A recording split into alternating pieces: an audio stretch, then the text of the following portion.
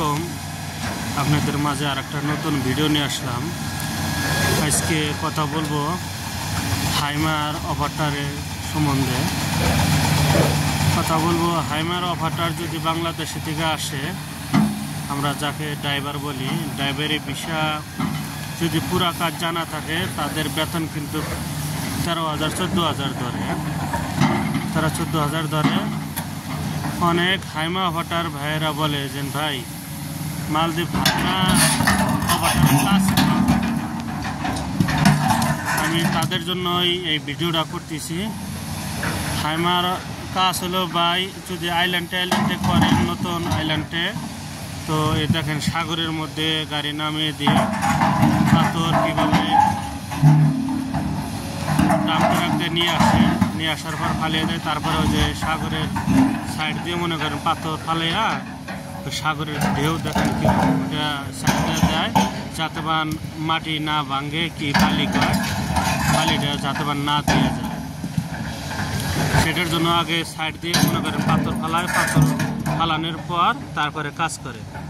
তো হাইমার অপারেটরগো মনে করেন কাজ মূলত এই বলে যে ভাই 14-13,000 টাকা বেতন হলে এর মধ্যে ওভারটাইম আছে না ভাই, ওভারটাইম আছে। আর ডাইরেক্ট কোম্পানির বিষয় হলে মনে করেন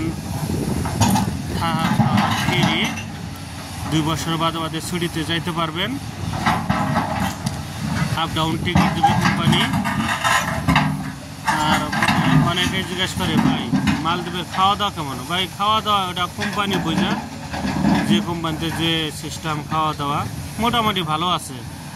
অনেকেই প্রশ্ন করে ভাই মালদ্বীপ গরম কেমন? ভাই বাংলাদেশে যে পরিমাণ গরম, মালদ্বীপ আমি মনে করি সেই পরিমাণ গরমই। মালদ্বীপ প্রচুর একটা গরমও না, আবার প্রচুর ঠান্ডাও না, সবসময় একরকমই গরম থাকে বেশিরভাগই। আর কি বাংলাদেশের হাইস্ট গরম যেটা ওই রকমই থাকে পড়ায়। আর গরম হইলেও গরম মনে হয় না, কি জন্য? সাগর এলাকার দেশ তো ভাই, ঠান্ডা হাওয়া সব সময় থাকেই, সেই জন্য তেমন একটা গরম মনে হয় না। আবার দিনে কত সময় দেখা যায় 1-2 বার করে বৃষ্টি আসে, বৃষ্টি আসলে সেই জন্য তেমন একটা গরম বোঝা যায় না। তো আমি এ বিষয়ে কথা আর না বলি, দেখেন পাথর কীভাবে লাগাইতেছে হাইমার অপারেটর ড্রাইভার যাদের বলে, তাদের জন্য এই ভিডিওটা আপনারা সবাই দেখবেন কীভাবে কাজ করে। যদি সাহস পান যে না আমি জেনে ভাই এভাবে কাজ করতে পারবো। আর বেশিরভাগই হলো ভাই মালদ্বীপ আসতে চাইলে কিছু ভাষা শিখবেন, ভাষা শিখলে আপনাদের সুবিধা হবো। আমার মালদ্বীপ আসার পরও ভাষা শেখা হারবেন তেমন একটা না, কি জন্য ভাষা তো আর কেউ মায়ের পাড়ি থেকে শিখে আসে না। দেখা যায় 10 দিন 5 দিন 1 মাস একটা কথা বললে একবার না একবার মাথায় ঢুকবে, কি আপনি শিখতেও পারবেন। তো আশা করি ভালো থাকেন।